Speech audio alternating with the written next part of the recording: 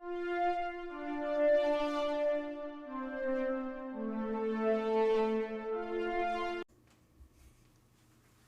are happy to announce that this episode of the SW Show is partially brought to you by Humble Bundle. Well, not really. We are part of the Humble Bundle referral program, and we just wanted to say that if you like really cheap games and maybe helping charity pending the Humble thing going on, all you have to do is go to humblebundle.com/partner equals SWW. That's right, humblebundle.com/partner equals SWW. And you just do your normal stuff, and it just kind of helps us get a couple bucks here and there. Maybe it helps AJ get his lights, maybe it's Mike camera, maybe we actually pay Corey for helping us out. But again, if you're going to go buy games anyway, it might be worth checking out. Hello, everyone, and welcome to Movie Club. We are talking about Bullet Train. Bullet Train. Or as somebody at the theater when I got out from watching it goes, oh, this is totally like a Tarantino movie. Oh. And I'm like, no, see, here's the problem. You never saw, apparently, like Murder on the Orient or Death on the Nile, where it's the exact same thing. Like, I understand, right, the comparison. Did you know the other thing that upsets me more is when I see people see an Edgar Wright movie and they go, is this like a James Gunn movie? I'm like, oh, my head hurts. And you have to remind them, no, like, these two operate in the same area, but... And also, even like, because a lot of Edgar Wright stuff was big right before Gunn got really big, so even like Gunn's like, Edgar Wright came first. Like, James has never been secretive that he's influenced by him, but like it's very much like, who came first now? Speaking of James Gunn, do you think he's an honorary member of the Gunn Club? Is he like uncle to the Ass Boys? I thought we're not allowed to call them that anymore. Oh, that's right. They're the Trash Boys. I have been informed we're not allowed to call them Ass Boys. Breaking news, everyone. Colton and Austin Gunn will now be referred to as the Trash Boys. Anyway, so I guess, well, I was going to say, let's start the discussion, and then I have something I want to touch on. Okay. So, Bullet Train. Bullet Train. Where would you like to begin? When you were seeing the previews of this, what were your expectations? So this is going to sound really weird. Walk with me on this one. Okay. In a weird way, I had the same expectations I had going into, I could think of the film I had in my head, Bad Times at El Royale. It felt like a weird, very theme-heavy action comedy-ish film that I couldn't... Two things. I couldn't tell if it would be good, but it felt on paper that it should be my type of shit. And I'm still not sure if it's a good film, for the record. But like, I think it kind of is in that nice window of like, this film that if you think about it too hard is not going to make sense, but I'm like, this seems like it could be a really fun time. Yeah, this is just the masculine version of... Hold on, let me pull up the old Google here. Because the cast of this movie... Let's see. Movies, please. Okay, this is just a masculine Lost City. Do you remember what that was? No. That was the Sandra Bullock movie where she's like a romance novel author. Oh, the one just came out. Yeah. Bullet Train is just a masculine version of that, and they went as far as using the same cast. Like, I mean, shit, you got Brad Pitt and Channing Tatum in both of these movies, and Sandra Bullock as well. Like, as soon as I saw Channing Tatum, I'm like, oh, that's exactly what this is. Like, I didn't see Lost City, but I got the gist of it from the trailers. I also heard Lost City was atrocious, and I've seen enough people. I've watched over enough people's shoulders on planes to see it is atrocious. Yeah. That being said, I wouldn't call Bullet Train atrocious. No. When I say it's not good, I don't mean that I don't enjoy it. I want to clarify this, but I'm not. I would never look at this film and be like, you know what a great film is? It's a film I look at and go, do you know what a fun film is? And there's a fundamental difference between those two sentences. Bullet Train is a movie that you watch 3 to 5 beers deep. Oh, that sounds like... See, no. Just to have a good time. Bullet Train is a drinking game where every time someone in your group goes, oh shit, you gotta take a shot.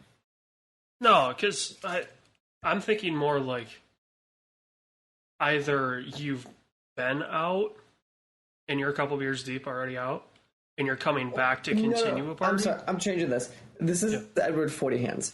That's what this film was made for.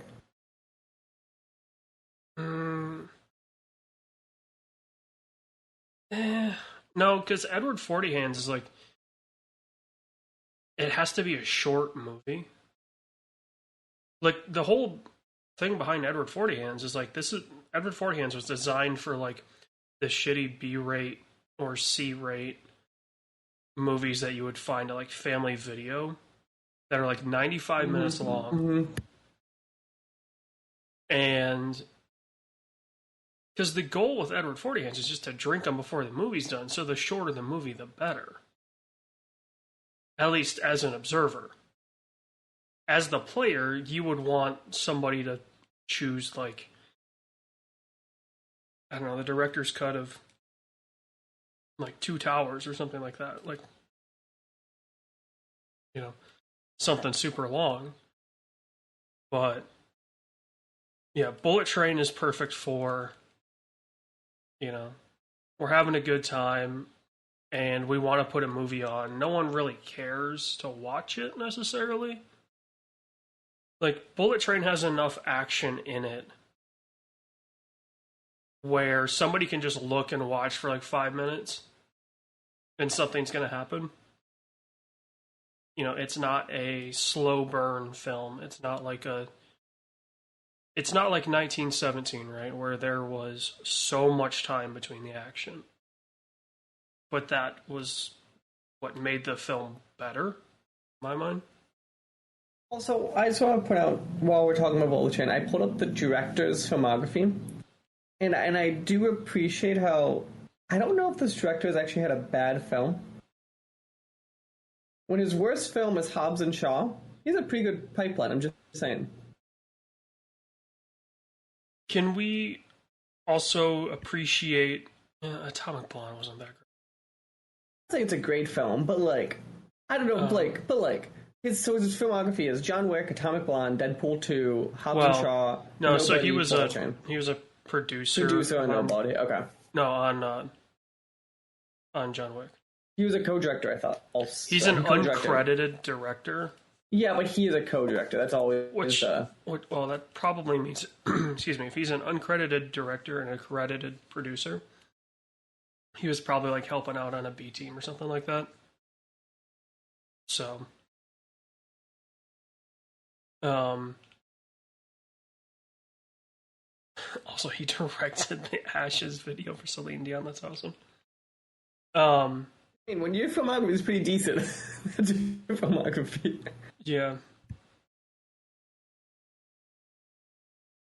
I don't know. Like, I do appreciate they went full in with Bullet Train. Like, they could have easily made this where it wasn't as Japanese as it ended up being. Right? Like, it almost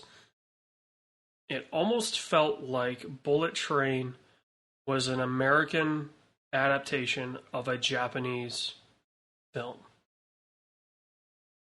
Mm-hmm. Right? It was an adaptation of a Japanese book, but it definitely had that feel of like, oh, this is just like, we took the title sequence and everything from the original and just threw English subtitles or English text, you know, like, that was fun to see because that's not an aspect of cinema that most Westerners really even involve themselves with, unless you're one of the many members of the Wu-Tang Clan. But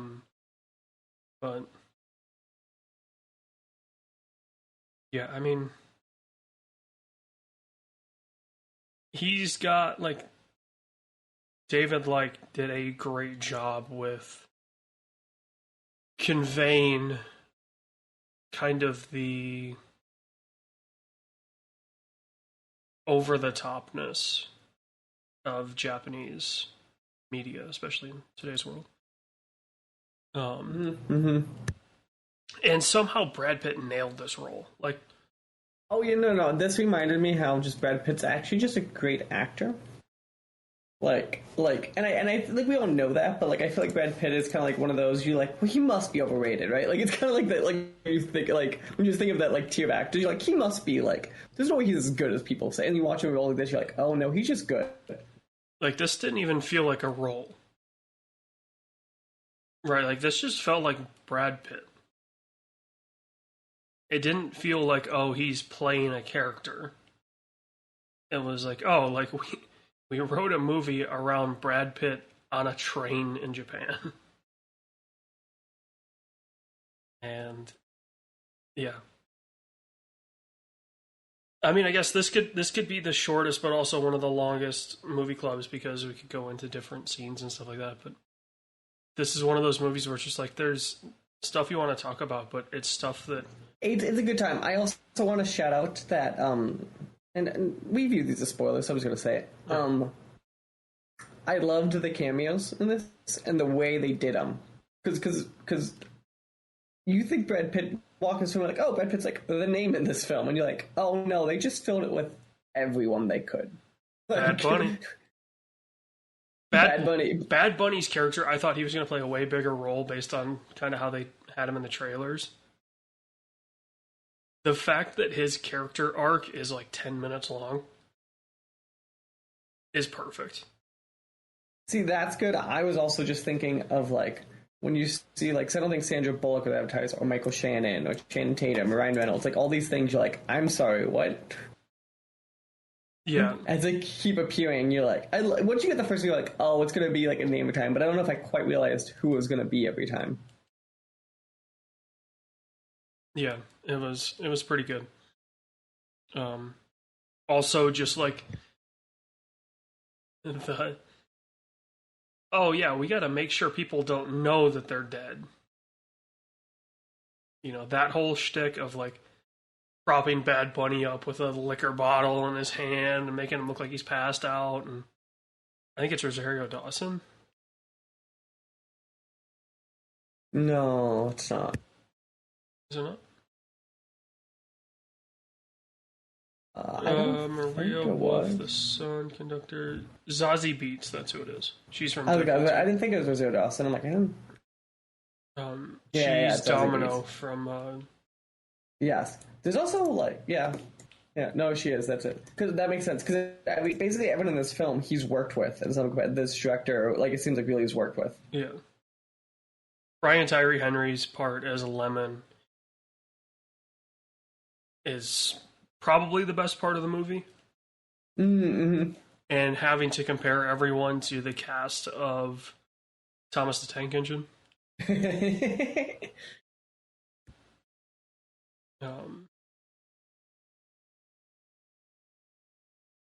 Yeah, it was just. but yeah, I think it's safe to say we're saying this is a good film. Go see it again if you can.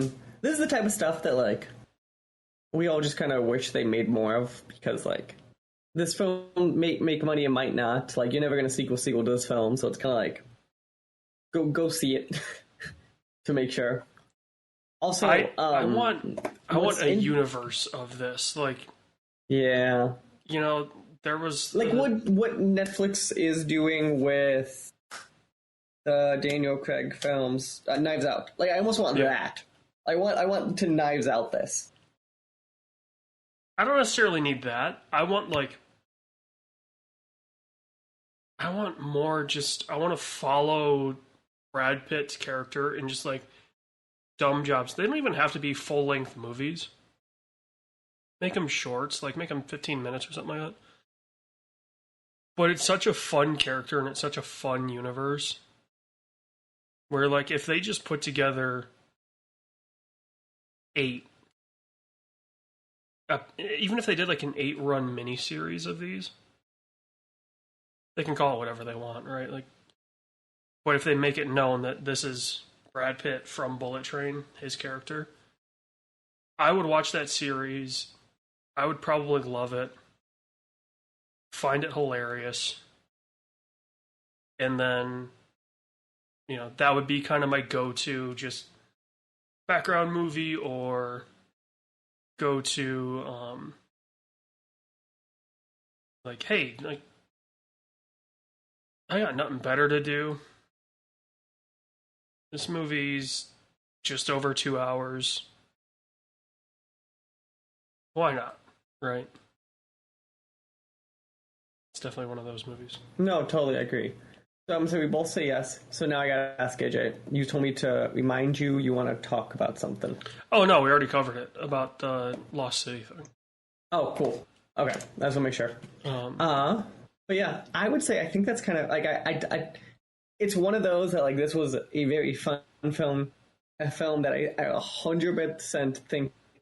I wish this is the film I'm going to say it. This felt like I wish they had 40x screenings of this film. It's supposedly an IMAX. Yeah, but no, I want the 40. I want the goddamn like. Yeah. Because it's so action heavy. Like this is like you want to have a good speaker system and just watch this thing continually, just be in the action. Yeah, but I almost feel like having motion attached to it. Like this film is shot in such a way that the camera moves very little. It doesn't feel like the camera's in the universe. Right, like that's kind of something that we're doing as a film industry, where you feel like the camera's there, right? Like it's moving around, it's getting bumped, it's doing this, that.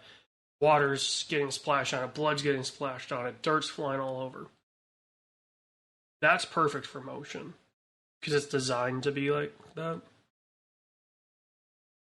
But this sterile camera that doesn't interact with the universe at all, right? Like it's just capturing what's going on. I don't know. To me, that's just not great with motion because it's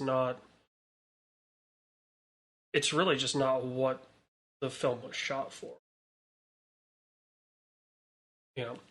So it is currently the number 2 most popular movie on IMDb. Ooh. One of the highest rated. It's at a 7.5. Somehow Elvis is at a 7.7. I don't know how that thing. I was gonna say I'm also pretty sure it was the number 1 film at the box office, and because our boy Top Gun was at number 2. So. Did you see Top Gun passed Avengers? Did it actually? I saw it was 5 million short. Did it actually pass it? Yep. So, look at that. So it's now the 6th best domestic grossing film of all time. It's definitely up there. Let's see. I'm just saying it's still number 14 on the IMDb popularity list. Jesus. I'm just saying Top Gun might have the best tail of any film in modern times. Like it's just staying there. Like week to week, it's like losing 1%. Like it's not. It's like moving barely. It's budging. Yeah, I mean it had its dip. Let's see. But in this form, like it should be tailing way more than it is. Like, yeah. Like this is just wild. Let's see. Domestic gross is currently $673 million. Worldwide, it's a $1.377 billion. All right, so it is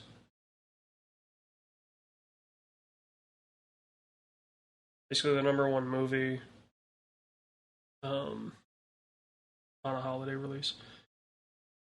Where's the goddamn just number? I want the domestic or total.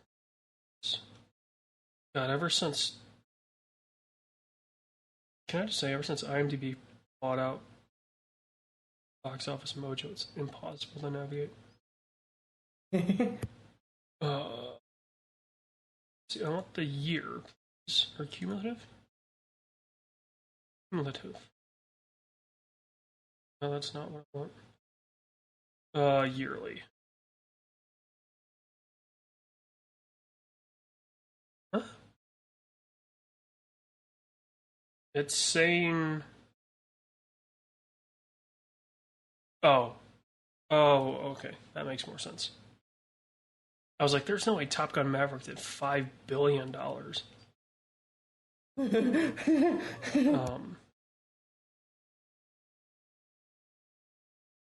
The box office is recovering, though. 2019, hold on, let's see. 11.8. So 2018 was the highest in history, it looks like. Yeah. And that was just under $12 billion with 993 releases.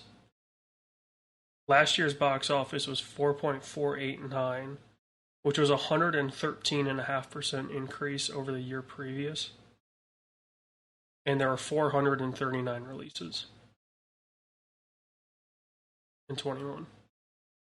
Wow. In 22, we're already at over 5 billion on 304 releases. And if we go by average, 16, 2001 was the best average. Actually, no, I take that back. 98 was the Titanic. Seriously? 1982, the average movie grossed $22 million. Whoa, that's... So here's where it gets weird, because in 77, which is the last year that they have recorded, they only have 9 films being released. And obviously Star Wars was number 1. So the average is $50 million. In 78, they have 13, and the average is $65 million. So, but if we look at normal numbers, going back to that 2018, the average film made just under $12 million. In 2022, it's at $16.6 million average. So if it can sustain that average, the total gross will be insane, because we're only at a third of the releases of 2018. Now, granted, there's really not much at the end of the year, right? There's, Black Panther's this year. Let's see. Yeah, that's a good way to end this. Let's see, what is the remaining films? September, we've got... There's a 2022 Jaws limited release. Interesting. Let's see, yeah. You're saying September, so we're gonna end with Pinocchio, which will do something. Clerks 3, don't ever forget about Clerks 3. Don't Worry, Darling, which, fine. Halloween Ends, that's gonna be a big one. Halloween Ends is in September. It's October, I'm sorry, it was October. Black Adam, Warner Brothers wants to be a big one. That could be. And it could do money, because The Rock actually is a box office draw for some reason. Yeah. And starting to November, I think it's really only Black Panther that matters. And then if we end in December, Avatar and Shazam and Puss in Boots. How about that pussy? But like those will do some numbers. Yeah, I mean, Avatar's gonna do fucking just bananas. sorry, Shazam. Shazam, just get bumped another month, okay? We all know Flash isn't actually coming out. Take Flash's spot and we good to go. God. We need to talk about Flash because the next time we record an SWW would be probably too late. Just cancel it. Like, hear me out. Warner, what you should have done is take your tax write-off on Flash, surprise everyone, and put Batgirl there instead. That's what you should have done. I mean, because Call it a day. Batgirl's done. That's what I mean. It's done. If you're going to take a tax write-off, take it off on Flash, because just take it off on Flash. Like, I don't know what to tell you, Warner. Well, and that's the thing, right? Like, the quarter's not over. That's what I mean. Just switch your tax. Exactly. Switch your write-off. Just switch your write-off. You know the Flash write-off is going to be hella big. And, like, it's just bad publicity to put the thing out. I don't know what to tell you. If anything, put out the clips we all want to see, right? So put out the Michael Keaton clip, or like put those certain things out in like a trailer and then write it off. Like, just do what we need to do and just write it off. Because everyone wants to see is just like the moment, right? And everyone just let us see the moment. We're good. Okay, the movie's gone. Yeah. Like, you can't tease Keaton and not show it to us, but you can put it in a trailer. I think Keaton's supposed to be in that Batgirl movie too. He was. That was the worst. I'm pretty sure Batgirl was supposed to take place after the Flash, technically. God, DC's fucked. Yes, it is. Anyway, on that go note, see Bullet Club. Yes. Bullet Train. Go see the Bullet Club whenever the Bullet Club are around town. Because I just saw them. I just saw them. You saw some of the Bullet Club. Those some of the big guys, though. Well, yeah, it was literally the biggest guy. That's what I mean, so. Yeah, your crowd of 400 people. Anyway, go see Bullet Train. Buy Bullet Train when it comes out, because it's just one of those movies. 100%. See y'all next time. Peace. The SW Show and all of its affiliate podcasts are podcast by me, Mike Maroney, and AJ Losi, sometimes by contributors, including Corey King. You can follow the SWW Show on social media at the SWW Show, or sooner or later you go to patreon.com/SWW to help us out. Thank you, and we hope you enjoy the rest of your day.